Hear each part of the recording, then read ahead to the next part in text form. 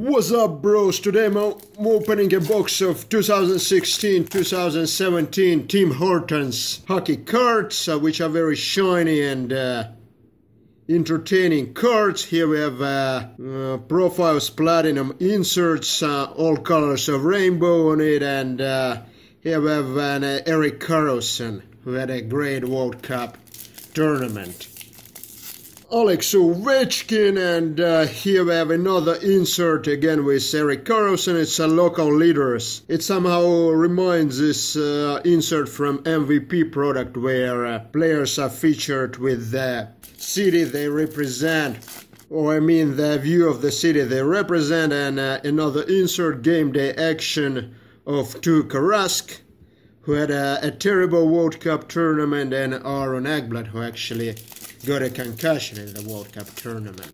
So there are three. Oh, that's actually a very interesting clear cut insert. It's a transparent insert actually. I really like the design of Dylan Larkin, one of the hottest rookies of the previous, that is 2015-16 season. And so there are 3 packs, 3 cards per pack, and inside each pack there is 2 base cards and 1 insert. There are also autograph cards in these products, and another local leaders.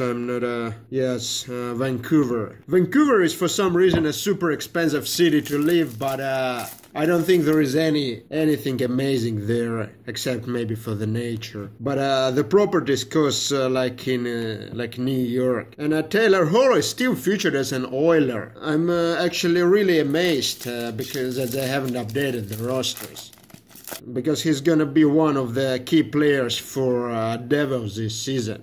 This product doesn't have any hard signed cards. I think all signatures.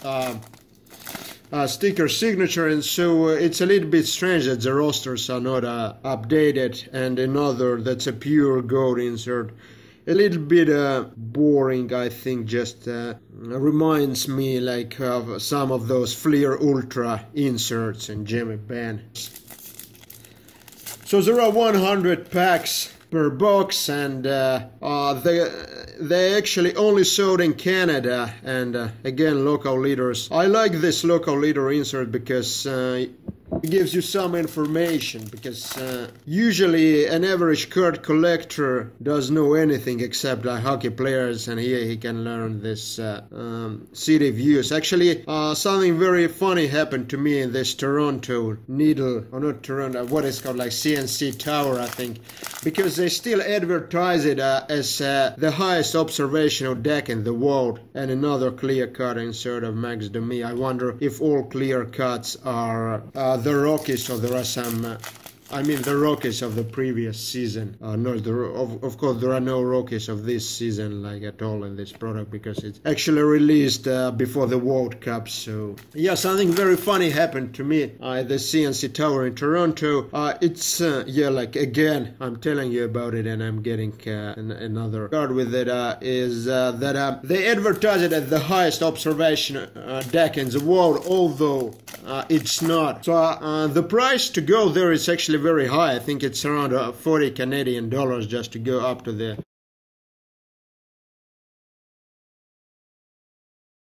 observation deck. But what happens is that I wouldn't go if I would know that's not the highest observation deck. They built a high observation deck somewhere in Saudi Arabia, or like, no, not Saudi Arabia, but United Arab Emirates. So actually a lot of people go there, just pay 40 Canadian dollars to go up to the CNC Tower, and then they learn that's not the highest observation decks in the world. Such a pity. It's really disappointing. I was really angry about those. Really angry about this advertisement, which was like very misleading. And what a city is it as Calgary, Alberta. Never been there, but I think the team is going up because Johnny Gaudreau is playing pretty well. And I actually don't remember much of playoff success from Calgary. I think the last time I remember they played a final series again against Carolina when Jack Eichel. And this game day action insert, it's actually one of the most common insert in the sets I'm getting it a lot. Like for instance, Clear Cut Vision, I'm not getting nearly as much of it as I'm getting of game day inserts. And Ryan Getzlaf, I should say Ryan Getzlaf is a very friendly guy. If you go to get his signature after the game, he will always sign. I remember I went to the Anaheim games against Devils in New Jersey. And this is Profile Platin. That's also a funny insert, and I think there is exactly the same insert in Fleer Showcase, although I'm not sure what it.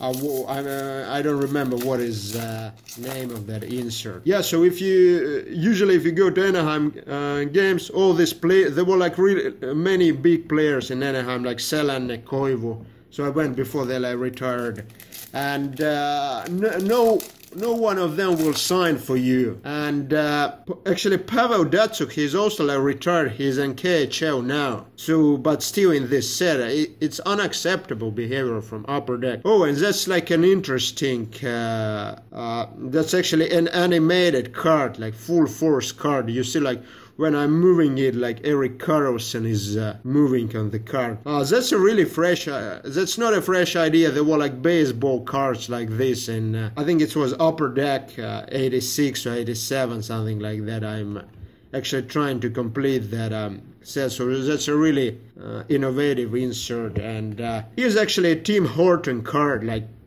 many people don't know about that, especially in the US and Europe, but Tim Hortons was a hockey player who also invested a lot of his hockey salary into his fast food chain. So if you go like to in Canada, there are many, not as many as Starbucks probably, but there are quite a bit of those Tim Hortons food chains, and that's why these cards are called like Tim Hortons cards, because they're only sold at Tim Hortons. And the price of these cards depends on where you buy it. So I bought them in Toronto around when I traveled to World Cup of Hockey, and the price of in Toronto is around I think it's $2.25 Canadian dollars. It depends a little bit on the tax you are paying because taxes are different in different provinces, but it's what it is. I see Wayne Simmons is coming. I usually don't like grinders, but I like Wayne Simmons a lot because he's a really funny player. Especially his interviews are often funny with all these corny jokes. And Jerome Ginla and Purple Gold and Roberto Luongo, which is not as popular as some other French-Canadian goalkeepers, but who cares? So and actually you would be surprised if you go to Tim Hortons how many people buy it, those cards. Because I wouldn't say that the value is bad, but it's not great either. So for around $2 you get a pack of 3 cards. Of course, those cards look kind of expensive with all this like holograms and shiny foils and inserts in every pack, but it's what we need to remember, it's just base cards essentially, so nothing, I'm not sure if they're worth, it's over like 50 cents per base card, but it's not a great value, and I suspect if it would be the US, again, like a Getzlaf, who is a very friendly player and always signs, in the US there wouldn't be like tons of interest in those, but in Canada, like I was queuing in one of the Tim Hortons, which is next to Air Canada Centre, and there were like maybe every third or every fourth person in the queue was buying those cards, which is really surprising. This Edmonton, yet, and again, Taylor Hall, she should be like featured with New York, New Jersey, not Edmonton, Alberta, and John Tavares. Yeah, so overall I find this set very attractive, and I kind of understand why it's popular among the collectors. There is also a chance to pull a jersey or an autograph card, but I think the probability is approximately equal to Montreal Canadiens winning the Stanley Cup, so it's not very high.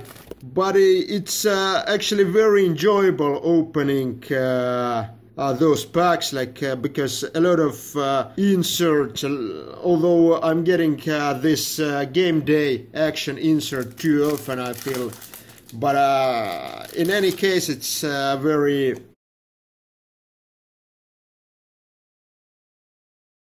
it's more interesting than just opening, say like a box of Upper Deck Cup that like Tuukka Rask card was a double, I think, a game day action. Because somehow the shiver in the collection was to those one card, or like only a couple of cards per box, products like Ultimate or Cup. But it's not as enjoyable. It's over in 1 minute. It's Rick Nash, whose career has been on a very steep decline for a couple of seasons, Henrik Zetterberg, and so yeah, it's not enjoyable if the excitement only lasts a couple of minutes. And Jordan Abril, I'm not sure like if he's still in Edmonton or maybe he was traded somehow, like Edmonton genius general management Chiarelli is trading all players for nothing. Just traded another Clear Cut Phenoms, and again I'm not sure if it's I think so far all Clear Cut Phenoms like Larkin, McDavid and Domi, they were like the Rockies of the previous season, so maybe it's a special insert set dedicated to the Rockies of the previous season. Yeah, so this Edmonton genius GM just traded Taylor Hall for Adam Larsson. Oh, and that's actually a full force of Connor McDavid. But what's bad about those full force cards is that the animation is the same for all players. Like you remember, like for the previous guy, was it like Carlson? Oh no, I don't remember who it was. But you just it moves from left to right, and the same for McDavid. So it's a little bit boring. That would be like, for instance, more interesting if in some of these cards a player would be like a defender, like Carlson would be like tackling other player, Artemi Panarin, the best rookie of the previous year, tackling another player, and somebody like McDavid would be shooting the puck. So it's actually would benefit collectors a lot, I think. And Evander Kane, who has apparently some problems with his behavior and consumption of alcohol.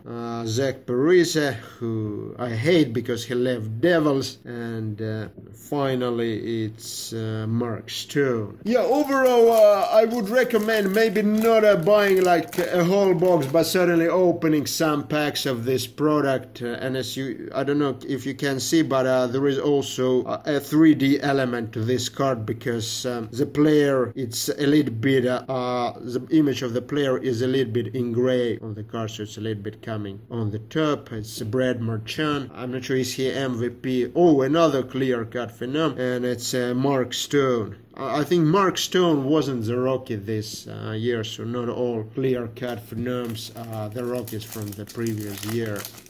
And Carey Price. So the back of the card is very standard. There is no information or anything. I mean, no funny not funny story or anything like that. It's just some basic information about the players. And again, I'm tired of this game day action. Like, just make more different inserts and put it instead of game day action. But overall, my impression is very positive, and would definitely recommend you getting some of cards. Although this game day actions repeatedly, which repeat in every pack, are killing me.